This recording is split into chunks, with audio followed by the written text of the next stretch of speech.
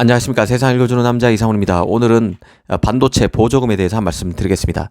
아시다시피 반도체는 기술 패권 경쟁과 얽히며 전략 자산으로 자리매김했습니다. 이 살아가는데 가장 중요한 식량이나 에너지처럼 필수제의 레벨로 반도체가 올라섰다는 의미입니다. 다른 말로 표현하면 시장 원리에 맡기지 않고 국가가 책임지고 확보하는 자산이 됐다는 뜻이기도 합니다.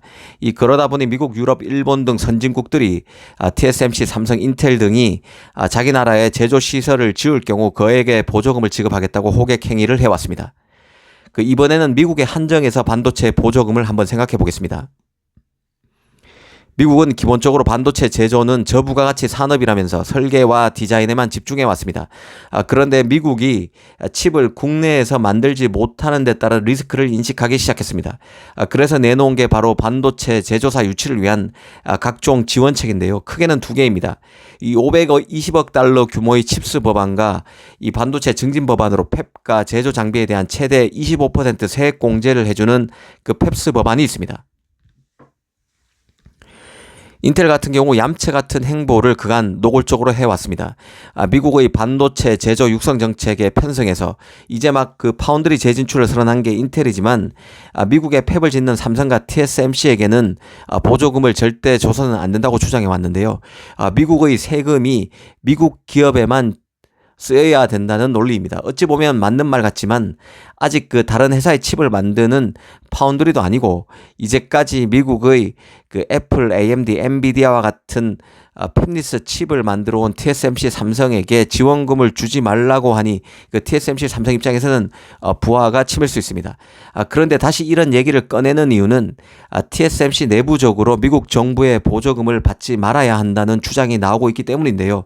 이 TSMC에서 15년 동안 최고 법률 책임자 CLO로 일했던 리차드 서스턴 같은 인물이 대표적입니다. 이 서스턴은 TSMC가 미국의 보조금을 받을 경우 코가 깰 수 있다는 취지로 받지 말아야 한다는 쪽입니다. 그는 미국에 공장을 설립하고 가동하는 모든 과정에서 큰 비용이 들기 때문에 미국 정부가 이 파운드리를 해유할 목적으로 보조금을 꺼내든 것이라며 TSMC 같은 경우는 채권 발행 등의 방식으로 자본시장에서 충분히 필요한 자금을 조달할 능력이 되는 만큼 미국 정부의 도움을 받는 것이 후일 더 큰 경영 부담이 될 수 있다고 봤습니다. 특히 서스턴은 미국 정부가 반도체 지원법을 시행하면서 중국을 견제하겠다는 목적을 두고 있는 만큼 TSMC가 미국의 돈을 받게 되면 미국 정부로부터 더 노골적인 경영 간섭을 용인한다는 의미를 내포하게 된다는 점을 경계했습니다.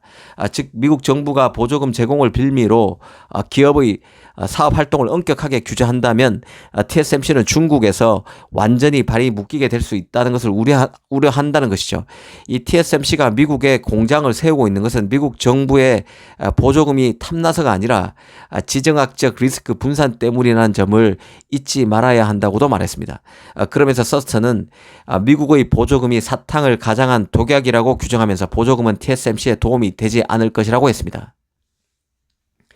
이 TSMC도 미국과 중국 가운데 하나를 선택하기 매우 난감한 입장임을 이번 보조금 이슈로 다시 한번 생각해 봐야 할 것 같습니다. 이 TSMC로서는 미국 보조금을 받는 순간 중국을 버리고 미국에 붙었다는 이미지를 주는 것을 경계하고 있다는 의미입니다.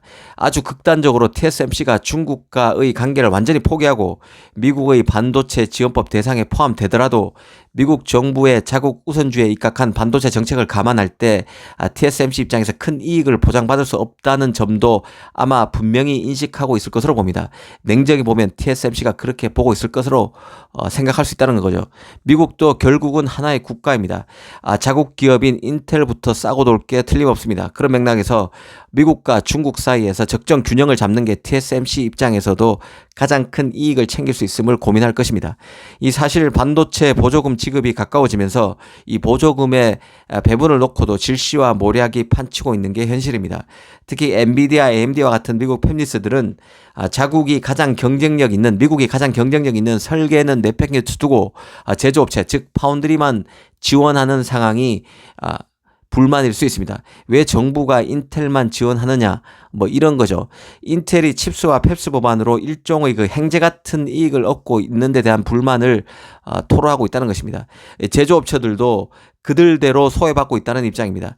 이 메모리를 만드는 마이크론, 아날로그 칩을 만드는 텍사스 인스트루먼트 같은 기업들은 인텔 지원에 비해서 지원금이 적다는 불만이 있습니다. 사실 시장 경제 체제에서는 이 보조금이라고 하면 WTO부터 떠올려야 정상입니다. 미국이 중국에 공정한 경쟁 시장을 만들어야 한다면서 문제 삼은 게 바로 중국이 자국 기업에 무차별적으로 뿌려대는 각종 보조금이었습니다. 이런 것들이 시장의 공급 과잉으로 연결되고 덤핑, 출혈 경쟁, 결국 산업 자체를 죽인다는 문제의식이 높았죠. 하지만 반도체가 전략 자산이 되면서 많은 것이 바뀌고 있습니다. 미국 애리조나에 오나노 팹을 짓는 TSMC는 보조금을 받을지 말지를 두고도 고민이 커지는 상황인 것 같습니다. 막상 보조금을 준다고 해도 미국 정부의 코가 깰까 부담스러운 게 바로 TSMC 입장입니다. 오늘은 보조금을 둘러싼 이런저런 논란에 대해서 한번 생각해 봤습니다. 감사합니다.